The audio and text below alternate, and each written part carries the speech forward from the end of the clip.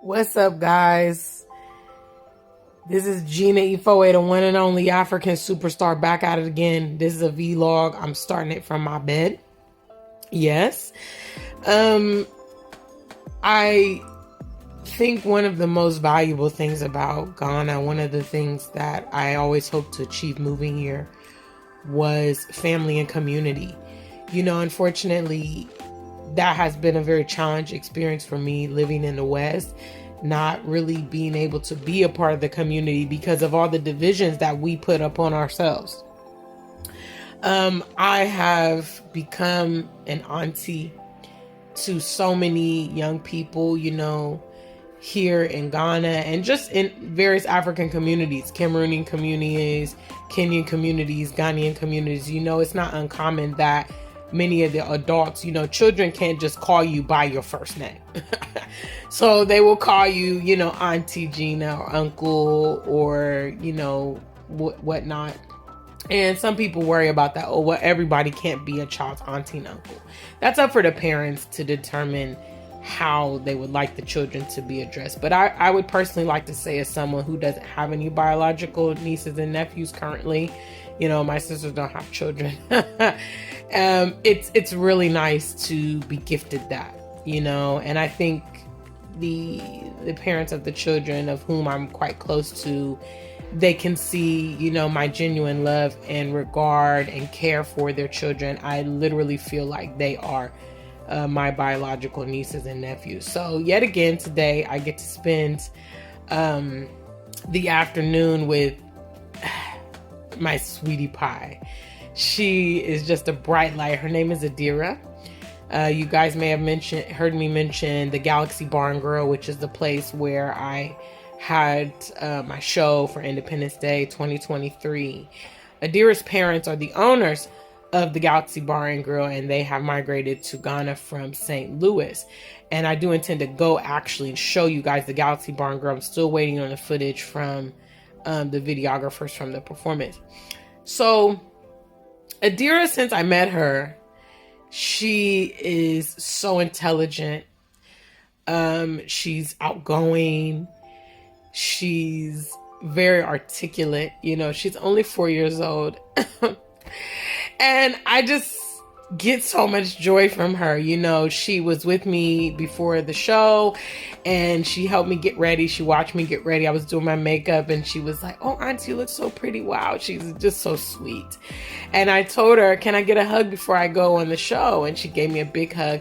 And after the show, she's like, "Wow, Auntie, that was so cool." And I said, you gave me a hug. You gave me the energy to do this. But in effect, the young people, tomorrow's generation is why I do this. I know a lot of my peers is lost.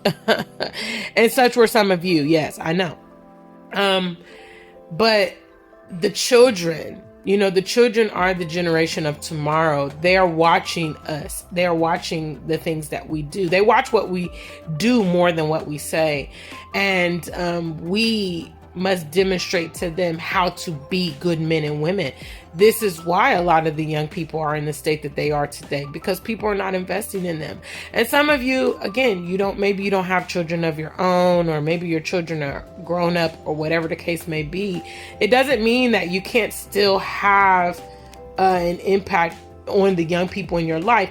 And in some cases, especially here on the continent, where the young people are growing up now. They're growing up in Africa. They're growing up in Ghana. So, getting to see more of the people from where they were originally or whatever is valuable too. We can add a different perspective than what they're being exposed to perhaps every day, or with their local friends or classmates and things like that. It's so important. So I made a promise to Adira, after my performance, she did not want to go home. It was a bit late. It was like, 10 o'clock. So her mom was trying to take her home and she was crying. She didn't want to leave me. It's so sweet. And I promised her, I said, "Adira, I'm going to see you next week. I'm going to spend time with you next week." So Auntie Gina, hello, always keeps her word. Yes, I do not disappoint the youth. I do not. Yes, I'm a person of my word every day. You know what I'm saying? Here's a pro tip. Pro tip. Pro tip. You don't want haters. You don't want critics. you don't want malicious things said and done, you know, on your behalf, just do and say what you say. Be who you portray. You won't have that problem. You see what I'm saying? Adira's not going to have bitter memories about Auntie Gina, because Auntie Gina does exactly what she says. Hello. So yes, I'm going to meet my niece. I just need to get up out the way. I'm just so relaxed. I'm so relaxed today. Guys, this is my custom bed. Yes. I had this bed. It's made in Ghana. It's really nice. I think it was around maybe 2,000 CDs back in 2020. I can't really remember. I got a whole custom set, my whole room, but you know, I'm a bit private, so I can't show y'all in detail. Sorry. But yeah, you guys got to, by default, see my bed. It's luxury, white leather, handmade, custom made in Ghana. Yes. So yeah, let me go ahead and get up. Yes, guys. Okay, so I've set off to go to the restaurant. Fortunately, it's not too far from my place. Now, guys, this is normal Ghana skies. Do you see the difference between this and that smog? Yes. So yes, I'm heading over there. It's probably like maybe a 15-minute walk. I'm going to get some sun on the body. The body needs it. The body needs it. You know, I really miss leisure travel, guys. I'm going to be honest with you. I haven't had a proper holiday since 2018 when I went to Greece. I went to Mykonos for my birthday. Yes, it was totally lit. Ever since then, I've just been traveling between Ghana, the US, and the UK. So, hi. How are you? And so, I know some of you people were like, oh my goodness, I haven't even taken a trip. Yeah, I know, but I used to leisure travel, okay? Travel for fun, travel with no agenda. So I definitely missed that. But yeah, it's a beautiful day. Look at this, wow. I'm happy to be here, you know what I'm saying? I know in the UK, for instance, they had snow last week. I don't miss that stuff. People ask me sometimes, oh, you really don't miss America? You really don't miss the UK? I don't know how many times I could tell y'all. No, I never belonged there. Hello. I never belonged there.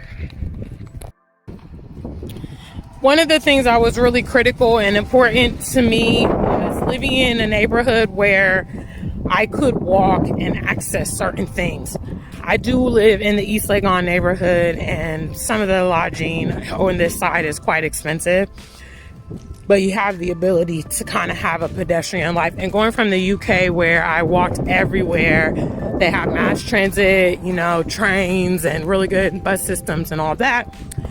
You know, it can be an adjustment coming to Ghana or Accra, where, you know, there's not a lot of pedestrian life. There's no footpaths, there's no trains, there's no trolleys, you know, and if you kind of don't know people or can navigate yourself around, it can be challenging. So I found that this community still allowed me to have a bit of a pedestrian life. I can walk to shops, I can walk to my gym, I can walk to a pool, you know, and things like that. A lot of the places I hang out on the weekends are right around the corner, like my local pub I go to. Me and Monica, we meet up around this neighborhood. She doesn't live too far from me either. So here we are. Here we are. Accra. This is the, you know, more of the Africa you don't see. You always just see nothingness and starving children and, you know, that kind of stuff. But I live in a city. I live in a big city with cars and roads and houses and all that stuff. Indeed. So today we're going to have Mexican foods. Tanya, who is Adira's mom, I asked her what kind of food does she like. We have a lot of different restaurants here at East Legon. We've got Turkish, we've obviously got Ghanaian, we've got burger shops, pizza, Mexican, you know, a lot of options, Chinese. So I gave her, I said, what kind of like do you like? And she said, you know, she picked the Mexican spot. So I suggested this restaurant, and that's where we're going to go to today. I want to also share with you guys a bit on this vlog. about how I talk about occupying the land. There's a white man, and this billboard right here, normally he's on the billboard, but he's not on this billboard in particular. But he's a white man. I believe he came from England or something like that. And he has a huge mega church. And the Ghanaians are going there and spending their money. Look at this guy. Look at this guy. Driving crazy. Everybody was like, what kind of driving are you doing? He's trying to race the Okada. It's just crazy. You guys want to rent this house? I'm sure it's expensive. It's not uncommon here in East Legon. They charge dollars for their accommodation. I don't agree with that, but it's very obvious that they are marketing it towards foreigners, because obviously if you're charging in dollars, the Ghanaian equivalent is going to just be astronomical. So that's why if you tell people you live in East Legon or Trisaco or Cantonment, Labone, any of those places, that's where a lot of the foreigners live, and it's expensive. Now, my place doesn't charge in dollars, but I will admit, I know it's expensive, but you got to pay to play. I didn't come to Africa to live in poverty. I don't think you should either. You know, you're going to come, you're going to have a certain image. People are going to think that you are whatever. And, you know, I believe in standing in that, you know, repertoire a bit. You know what I mean? I should have something from coming from outside. I shouldn't come back totally desolate, penniless, and not be able to take care of myself. If that's the case, then why have I come here? You know, if I can't at least take care of myself, why am I going to go into the pot with all the other, you know, Ghanaians that may be struggling or people that are looking for jobs? Like, you need to come with something. You need to bring something. I mean, you should have something. After, even if you don't have a lot of money, capital, you should have skills or something to offer. So there goes the white man. You see him? And while the diaspora is busy going back and forth, he has created his own mega church. Okay? Sometimes the diaspora has to get past the racial construct and realize that money is what's going to get you far here on this continent. Okay? People don't really care about race. Race is not a big factor here. Money is. So use your money and position yourself. You know, you don't have to worry about the discrimination. Here you go. I want to give y'all a close-up zoom on this guy's face. That's the white man. This is his church. It's comparable to, like, I'd probably say what, 3-4 city blocks. This is the whole car park.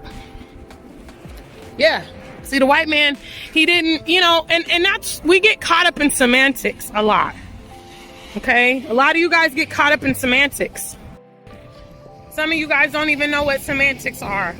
On this channel, you will expand your vocabulary because, you know, I was very well formally educated. Vocab is my thing. Semantics means all the details. It means all the kind of the erroneous things. And I understand because I grew up out there. I know how race is a huge hindrance. Like, I know how we've been mistreated. And I know how it's not fair. And I know that it kind of jades like the way we see the world. But in reality, when you get into a new setting and you realize, okay, I can actually circumvent the system by doing this. You have an advantage when coming here because race is not particularly going to be a thing. So instead of you complaining that other people are using that capital to get position, why don't you just do the same thing? Huh? Diasporans, or, you know, diasporians, continentals, migrants, those from the Caribbean, busy worried about semantics when they need to be worried about positioning themselves. It's just that easy. It's just that easy. Shout out to the African Superstar family. I've been informed from, you know, the land deal that a couple of you have moved forward and purchased land already over here in Ghana through my link up. If you guys are interested in land, I have a trusted confidant who's doing it, Sister Ya, and I can get you in contact with her. Send me an email, africansuperstar@gmail.com, or if you reach out to her directly, just say, hey, I'm coming through the African Superstar, so that she knows, you know, that, you know, and it's not sponsored. I'm just telling you because some of you guys hear me, you understand me clearly, and you're ready to make a move. You're not going to do a lot of deliberation. You're not going to do a lot of talking and wasting time. You just need to know what's available. You just need to know how to activate it. That's all I'm saying. When I realized I could live very nicely in Ghana for a fraction of the price that I have to spend in the UK or America, that's all it took. I didn't need to ask permission. I didn't need to do a lot of deliberations. I just enacted it. And that's why I'm here. And that's why some people that used to sit and talk with me at the workplace and at school and on the buses and the trains, they're still sitting there complaining about the circumstances the way they are instead of doing something about it, you know? And the truth is, everything's going up. Today's price is not tomorrow's price. You know what I mean? So I would just say, as I always say, as I say like every single day, you know, if you're in a position, do something. And if you ain't in position, but you can get in position, then go ahead and get in position. Because absolutely, the opportunity will not always be there. That's real talk. Some people say a once in a lifetime opportunity. All opportunities are once in a lifetime. None of you guys have been able to go back and recapture opportunities that you've missed. As you can see, there's development happening over here too. This was just a bush a couple months ago. Now I assume the people that owned it, either they sold it or they decided to start developing it. This architecture style is quite common here in Ghana. Like, a lot of people like these kind of boxy houses. There goes another plane. Let's see.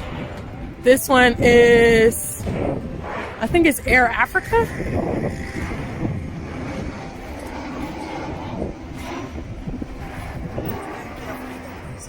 Ah, thank you. I really like the movie. No, thank you. I do. Thank you.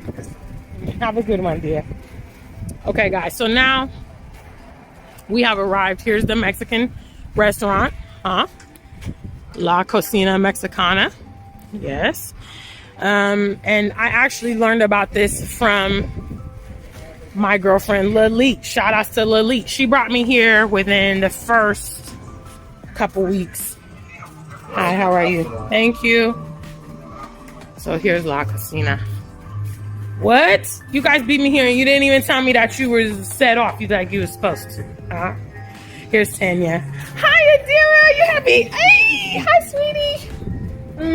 Oh, wow, you look so pretty. Look at my niece.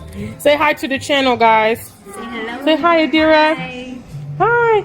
So, guys, this is, as I mentioned, this is Tanya. This is one of the owners of the Galaxy Bar and Grill. And this is my little niece, Adira.